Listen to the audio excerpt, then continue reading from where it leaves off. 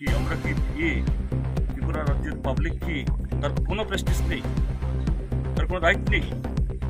আর আপনারা কীভাবে আটকে দেবেন?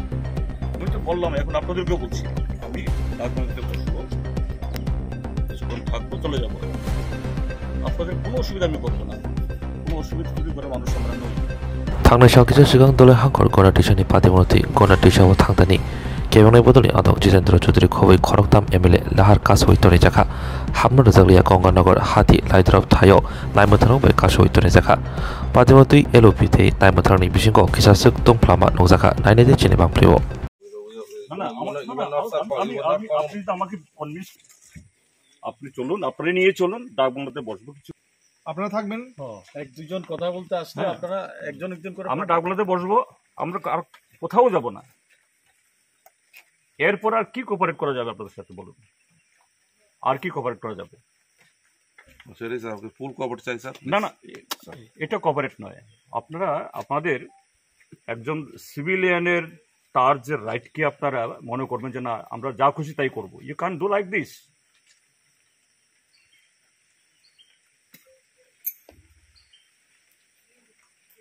ব্রিটিশ রিজিমে এরকম হয় না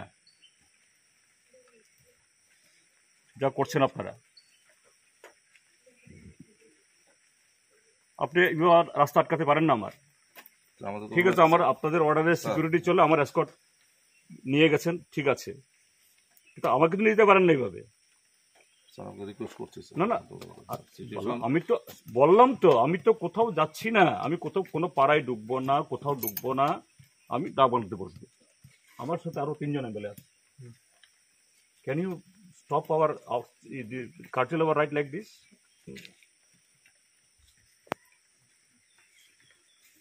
আপনাদের বিরুদ্ধে যদি আমরা প্রিভিলেজ পোষণ আনি, can you defend you like this?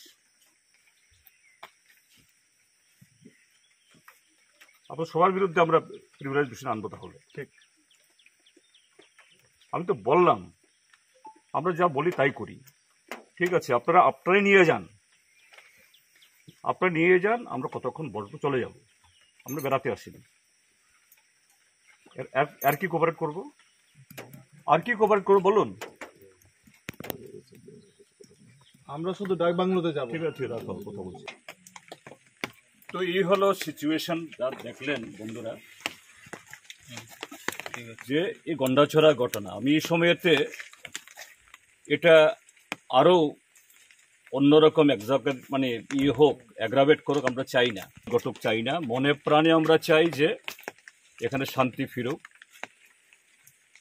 ক্ষতিগ্রস্ত মানুষ তারা রিলিফ পাক, আবার উঠে দাঁড়াক।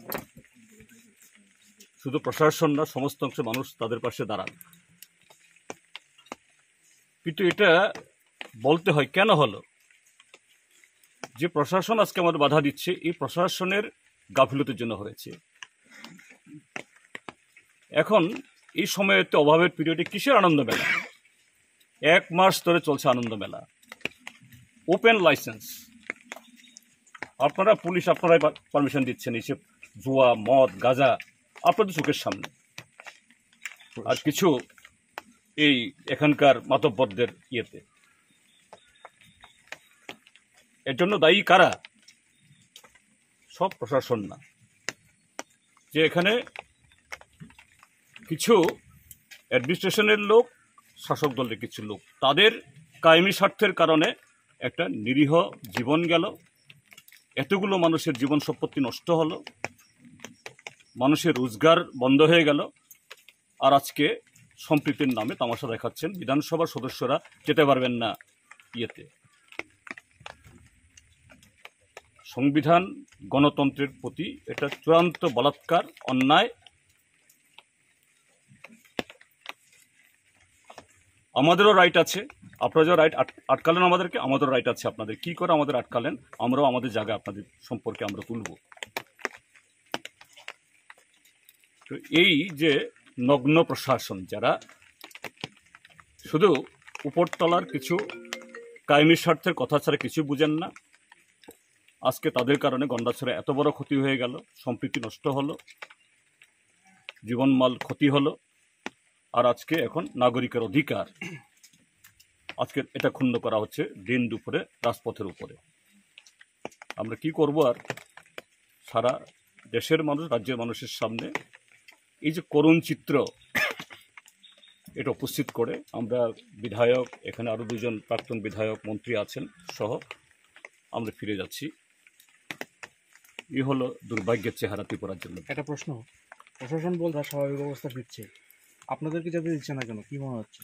যদি স্বাভাবিক অবস্থা ফিরেই থাকে, প্রশাসনে অস্বাভাবিক করছে, বোঝা যাচ্ছে তাহলে প্রশাসনে অস্বাভাবিক করছে। যে প্রশাসন বলছে স্বাভাবিক অবস্থা, আর সেই প্রশাসন আজকে বলছে এখানে আপনারা যেতে পারবেন না, তো প্রশাসনেই অস্বাভাবিক করছে। এরাই দায়ী করবে, দায়ী তো বটেই। এই যে ঘটনার উৎস কি? আনন্দ মেলা। এই আনন্দ মেলার পারমিশন তো এমনি এমনি দেওয়া হয়নি। কিসের ভিত্তিতে, কিসের বিনিময়ে এগুলি দেওয়া হয় সবাই জানেন। এতগুলো লোকের ক্ষতি হয়ে গেল। একটা বেআব্রু প্রশাসন, এসব কি বলবো আর। চলো।